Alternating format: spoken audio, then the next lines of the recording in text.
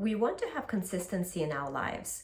Every single area, think about it, whether it's dating or it's relationships, marriage, your career, your job, your business, you're looking for consistency, right? If it's a dating situation, you expect a person to text you consistently, to call you consistently, to take you out consistently, and to make you feel like you matter consistently.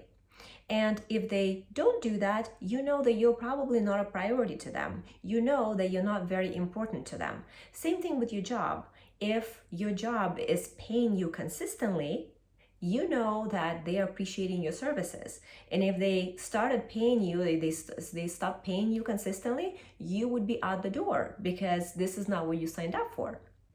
So if the level of consistency of other people really shows us how much they care about us and how valuable we are to them, then let's take it a step further and think about what is our own level of commitment? What is our own level of consistency with ourselves? I'll give you an example. Recently, I caught myself realizing that I'm not being very consistent with my nutrition.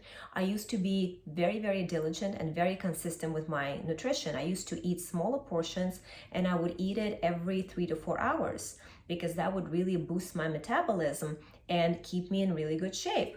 Some people mistakenly think that eating one big meal a day, consuming less food because you're just eating one time is better for you because that's how you lose weight. But in my experience, that actually is worse because you're putting your body in a situation where the body thinks that you are starving it and the body just doesn't want to release any weight at all, thinking that, well, we have to store everything because we don't know when she's going to feed us again. So I definitely, like for myself, I prefer to have multiple meals a day, which are smaller. That really helps me. But I digress. What message am I giving myself if I'm not being consistent with myself? Let's say if I'm expecting other people to be consistent with me, but I'm not consistent with me, right? And it's going to be different for everyone, right? So I'm telling you what mine are, but what are yours? Maybe you are on a journey, like let's say to learn a new language or to learn a new skill, and you know that you have to do that consistently, but you're not. Or if you are, let's say, on a journey and you have some certain regimen with your body or with your skin, and you know that you have to do that every single day consistently, but you're not.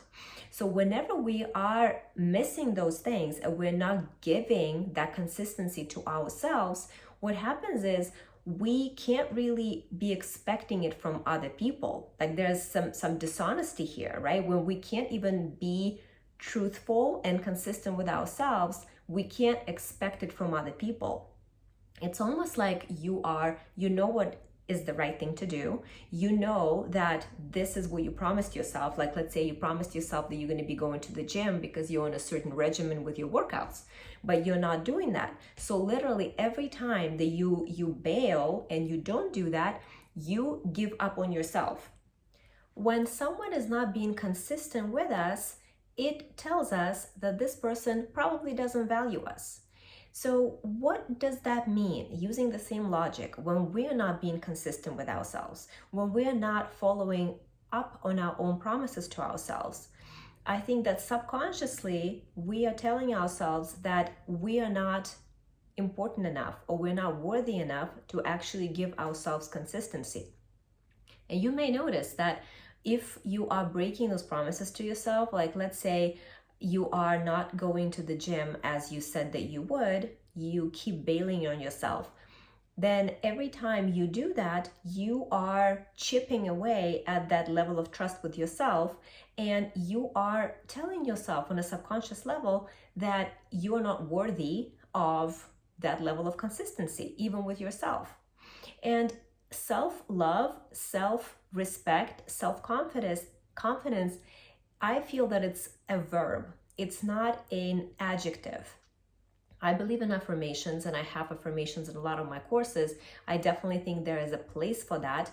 But when we give ourselves adjectives such as I'm valuable, I'm lovable, I am worthy, that is great. But I also think that it is very important to actually show it as an action and use words such as I am a type of person who, and you say what it is. Like, let's say I'm a type of person who goes to the gym every day. I'm a type of person who eats healthy food every 3 to 4 hours. I'm a type of person who works on my skills every single day, right? Because that's when we quantify it.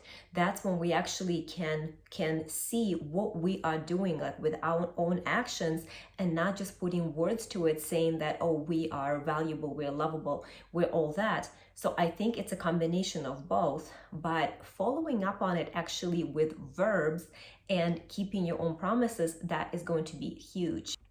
I truly believe that consistency with yourself and also expecting consistency from other people and knowing that lack of consistency is a major red flag.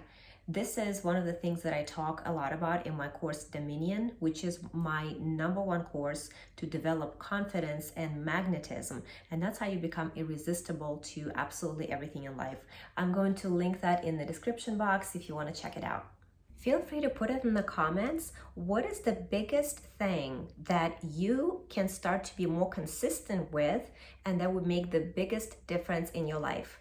It's very powerful. It's a powerful tool when you actually isolate it and then you write it down so that you know for yourself. I would be very curious to know what it is for you guys. Thanks so much for watching, and I'll see you in the next one. Mwah.